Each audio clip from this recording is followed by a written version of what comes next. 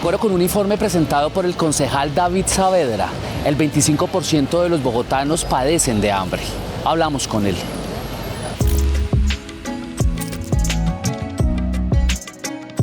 La FAO, que es la Organización de Naciones Unidas para la Alimentación y la Agricultura, hace presencia en todo el mundo, particularmente aquí en Colombia. En el año 2023 determinó que hay una cifra de 1,5 millones de personas en Bogotá que no tienen seguridad alimentaria, es decir, por falta de recursos no cuentan con las 3 comidas al día. La FAO ha manifestado también que esas personas que tienen inseguridad alimentaria la padecen particularmente en Bogotá, la gente que tiene desempleo, que vive en la informalidad, que está en zonas vulnerables, deprimidas de la ciudad, que necesita ayuda para alimentarse adecuadamente. Hay otra cifra que es la de percepción ciudadana de Bogotá Cómo Vamos, que habla de un 25% de la población bogotana. ¿Por qué llegamos a eso? A unas cifras del 19, otros del 25, igual son millones de personas. Porque en los últimos 2 años, 2022 y 2023, tuvimos una inflación tremendamente alta en el país.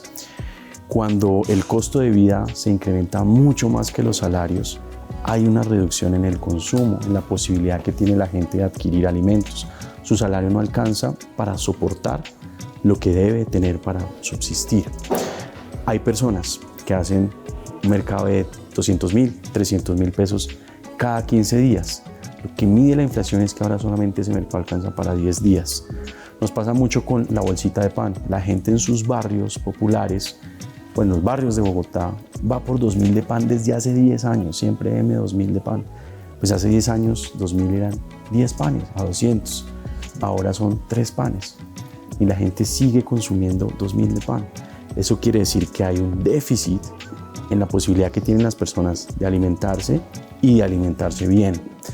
Esta situación además en Bogotá está incrementándose por la incapacidad del gobierno anterior de suministrar una buena calidad de vida a la gente. Claudia López, antes de irse en su discurso final, dijo: mire, tengo una deuda con la ciudad y es la percepción ciudadana sobre el hambre. Un 25% de ciudadanos que no comen bien es una deuda que ella deja. Y eso pasa también por la incapacidad que tiene la misma institución de la integración social de los comedores comunitarios. En este momento Bogotá tiene 115 comedores comunitarios. En la época de Lucho Garzón había 280 comedores comunitarios. Por eso fue que el plan estratégico de Lucho en la alcaldía de Bogotá Sin Hambre fue muy poderoso. El impulso y el interés que la administración de esa época le dio a la lucha contra el hambre. Aquí hay una lucha frontal contra el hambre por parte de una bancada.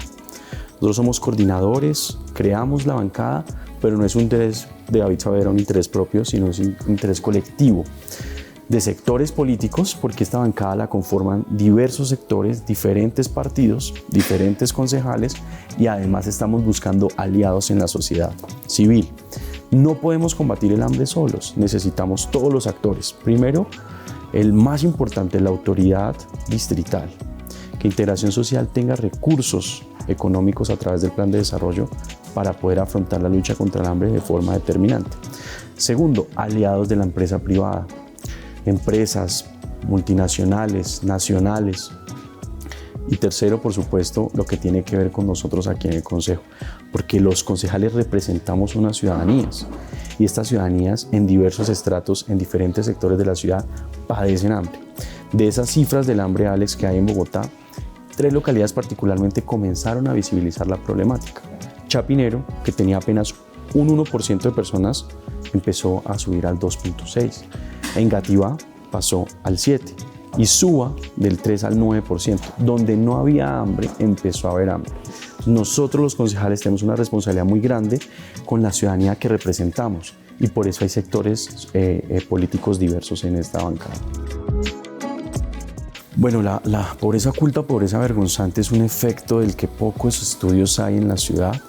Hay que hablar de eso porque hay mucha gente que es cuidadora, por ejemplo, de adultos mayores, que ya no trabaja sino que se dedica a ese cuidado y no produce un ingreso, o gente que heredó unos patrimonios, unos inmuebles y que no tiene cómo sostenerlos.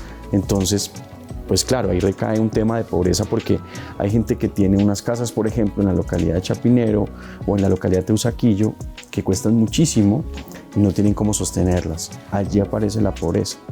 Entonces, este tipo de pobreza no está registrada en indicadores como las personas que viven en zonas vulnerables. Por ejemplo, Ciudad Bolívar, 21%, Usme, Bosa, localidades que tienen problemáticas de hambre muy poderosas, muy fuertes. En estas localidades no, pero existen personas que no tienen cómo tener un ingreso. Tenemos una cifra dramática. El 16% de los niños recién nacidos tienen deficiencia en su peso. Es decir, una cifra que era del 12% en el 2013, aumentó en el 2014, aumentó en el 2023, en 9 años, al 16%. Cuando en la gestación de las mamitas, de las madres, hay desnutrición, son niños que van a nacer con bajo peso. Y ahí empieza todo un drama y una situación súper compleja en salud, porque los niños menores de 5 años que tienen desnutrición son niños que no se desarrollan socialmente, que no tienen habilidades cognitivas, que al crecer van a tener 5 años menos de escolaridad y 52% menos de ingresos de una persona que sí tenía una buena alimentación. Además, 15 puntos menos de coeficiente intelectual. Es decir, que un niño que tiene desnutrición, que tuvo bajo peso al nacer, que en su desarrollo de su primera escolaridad no se alimentó bien, es un niño que no va a tener buenas oportunidades en la edad adulta, que no va a desarrollar cognitivamente sus capacidades, que va a tener problemas para socializar, que no va a tener un desarrollo físico, una estatura real, la que debe tener, porque la falta de alimento le va a producir unos daños físicos también.